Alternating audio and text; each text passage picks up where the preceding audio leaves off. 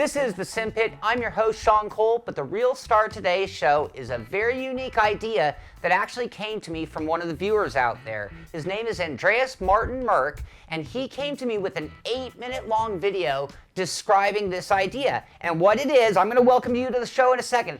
This idea is basically sim racer in training. This is not a new idea, but it was the way Andreas approached it that really made me want to pursue it. So let me welcome to the show Andreas.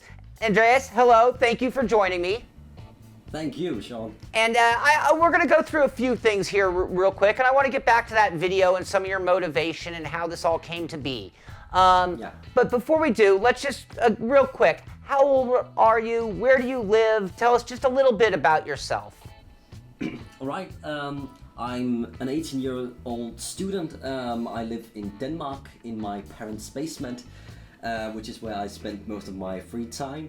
I play music and acts, and now I'm also filling my free time with sim racing.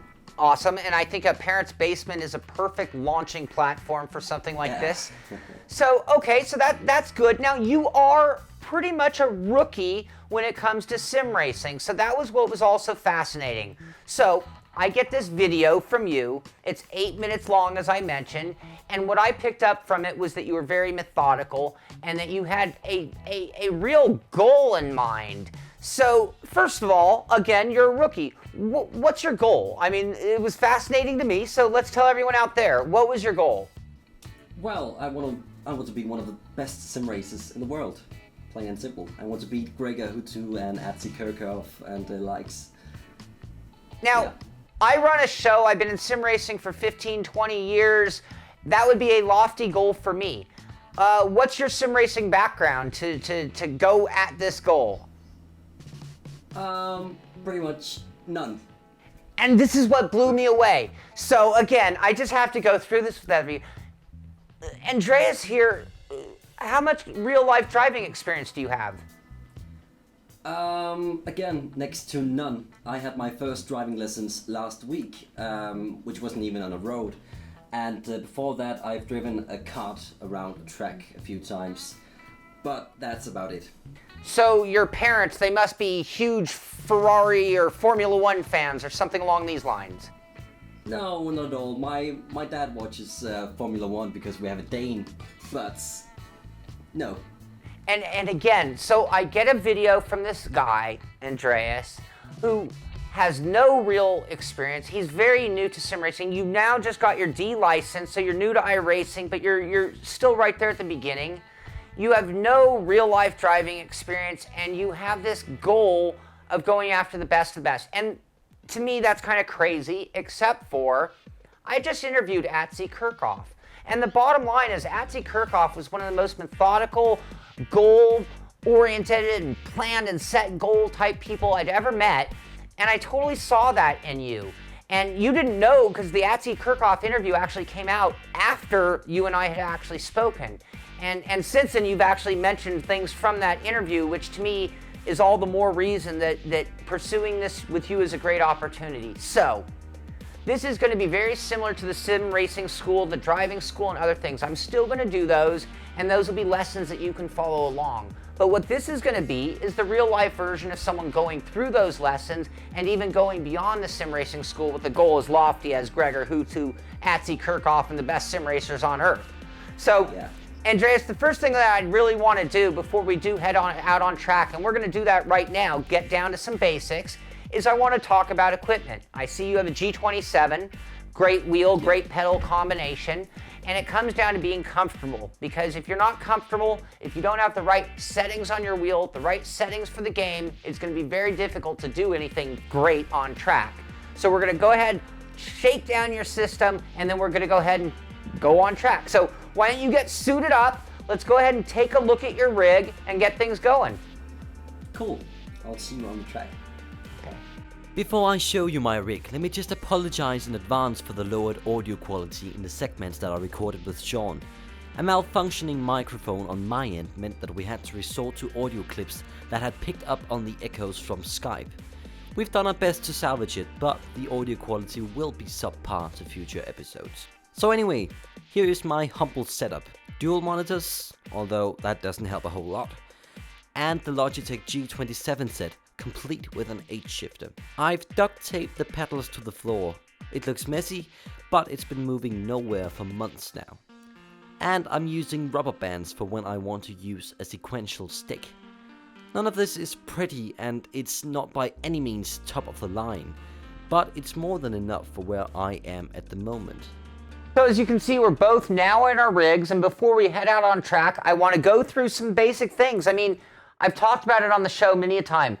Driving comes down to comfort, comes down to having all your gear where it belongs and having it properly secured. So first thing I want to do, Andreas, how are your pedals? Are your pedals secure? Can they move? When you hit that brake like a gorilla, are they going to move or are they secured?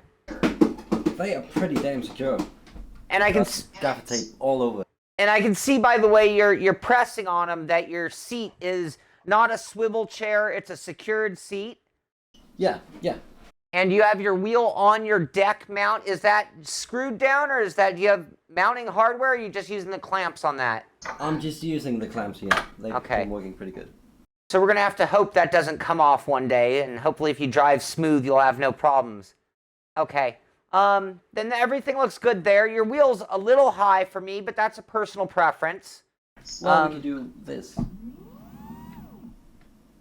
Well, look at that. Okay, that's the fanciest thing I've ever seen in my life. High tech. That is amazing right there. So is this better? Yeah, that's great. That's great. Okay. Everything looks good there. Let's go ahead and make sure you have the right wheel settings, starting off with in Windows, going to you're using a Logitech wheel. So if you just open up the Logitech profiler and then go to the settings tab for it. Been a while since I've been there, but I believe you should have an area where you can adjust like the overall effects and things. Yeah, the universal device settings. Okay. And let's go ahead and, they've kind of changed. Every time we're using iRacing for this, every time there's an update, there are changes.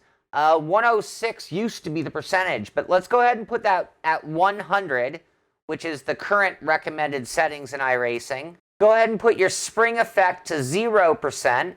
Put your damper to 100, which is actually different than what I used to run, but this is according to the new force feedback settings.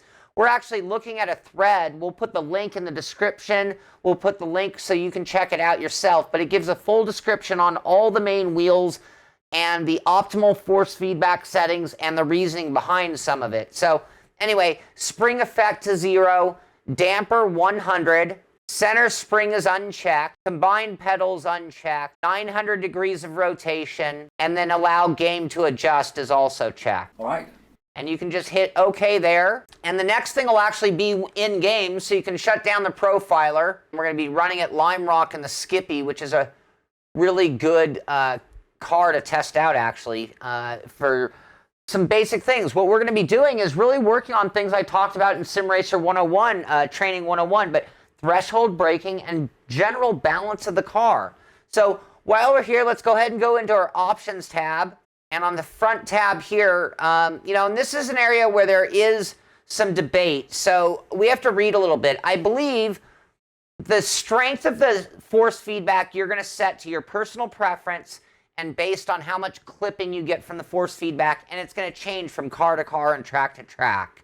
The dampening, just to understand the dampening in iRacing, it's the amount of detail in the force feedback that you get.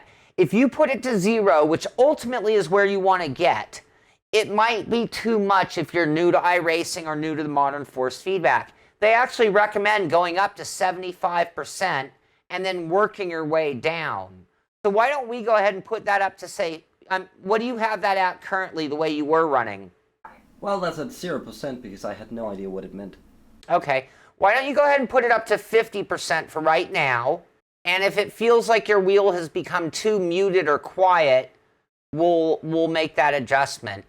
Minimum force is the last thing. The bottom line is there's a bunch of really interesting values that you need to kind of read up on. And again, this is a personal preference. Now, the S3 build, which was only a matter of weeks ago, really, we're going to go ahead and just recommend you put that at 0 for now, the minimum. And then again, anybody, depending on your wheel, because I can't give you settings because there are different wheels, based on different wheels. You're going to want to play around with that number there. But right now it looks like we're pretty safe at 0 for what we're doing. And then from there, let's go ahead and get back into the game. Now what I've done is I've picked a track that is very short all the way around, allows a good amount of speed on the straightaway. Because what I want Andreas to first do, and he's been driving quite a bit, but again, the basics of driving are the skills that we take from track to track to track. Why don't you go ahead and go out on track, Andreas, and I have an assignment for you.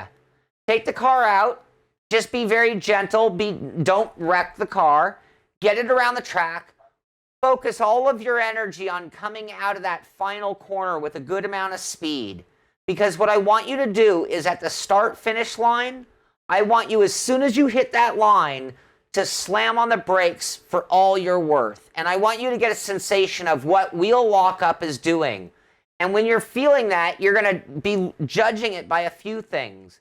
The sounds you hear, you're going to be judging it by the sounds you in the game. You're going to judge it by what the wheel does, because you'll notice the wheel will kick around a little bit. And the other thing is, visually, you're going to notice the car pitch at a different type of an angle when lockup occurs. So the first time around, I want you to go full extreme braking, just to get a sensation of that. And then what I want you to do is go around again, and when you come through the second time, I want you to give it all your worth, but don't let them lock up. And you might even find that you're not getting maximum braking. And what I want us to do is each time around, I want to see if we can't shorten your distance of braking in a perfectly straight line. At this point, I was only focused on that last corner and my brakes. I took the car around the track safely and made sure I got as much speed out of the last corner as possible. The first time around, I slammed the brakes and got wheel lockup immediately, just to get a sensation of the lockup. From here I just kept on going, trying to brake as hard as I could without locking up, trying to shorten the distance I used to get to a full stop. You can see how I'm finding the limit of the brakes, then releasing the brakes to stop the lockup. This way I tuned myself in on where the threshold was. You can get more out of it. More brake, give it more.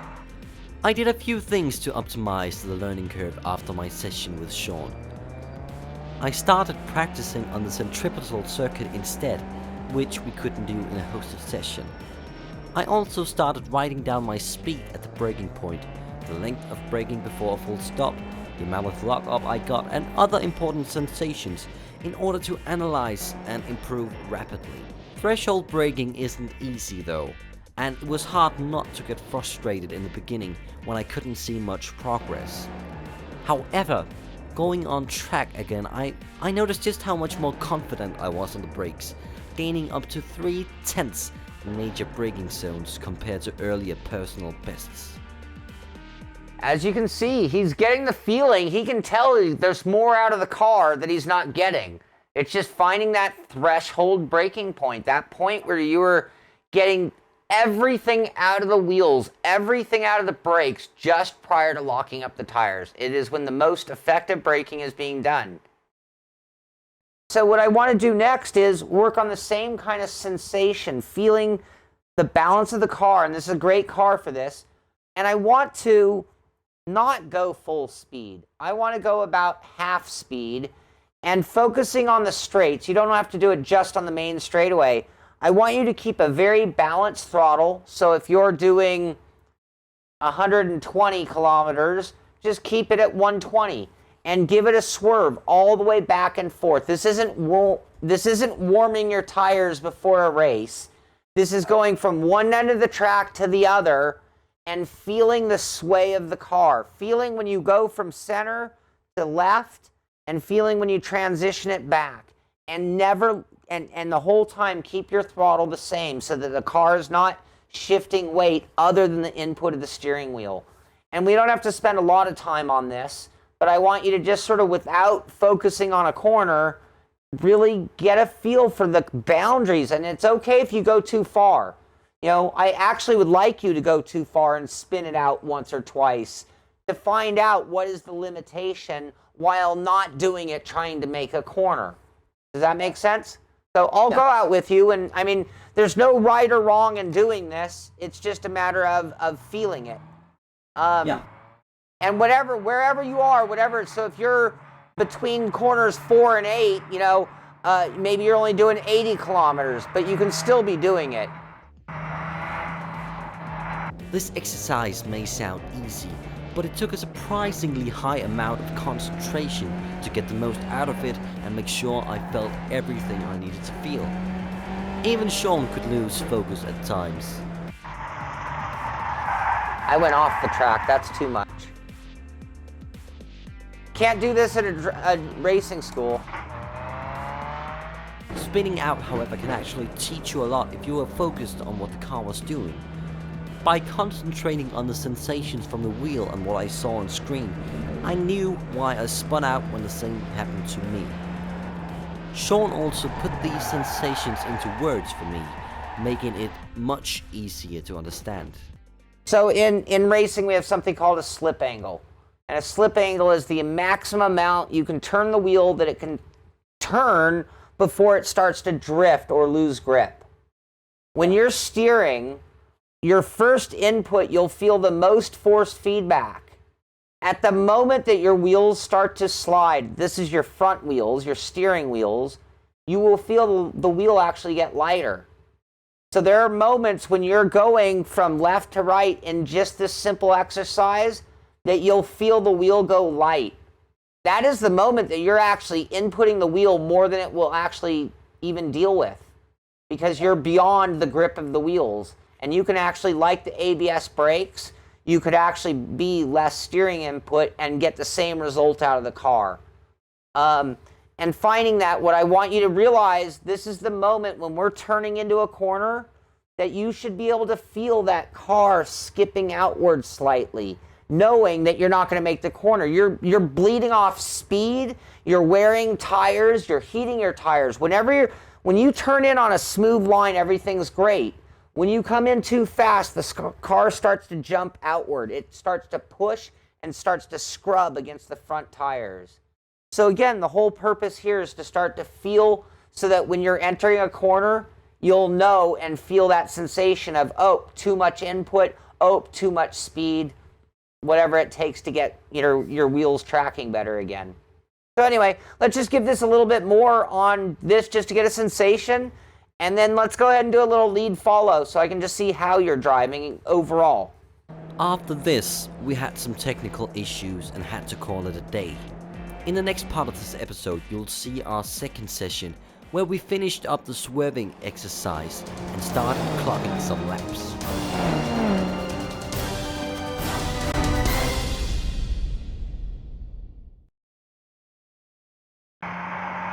Oh, they're showing us the black flag. You didn't exit the pit safely. We need to make a stop and go. Oh, iRacing is not happy with your driving. Oh, they're showing us the black flag. You didn't exit the pit safely. We need to make a stop and go. You're breaking all the rules, man. I know. You're supposed to be the coach. Well, that's why we rented the track for ourselves today.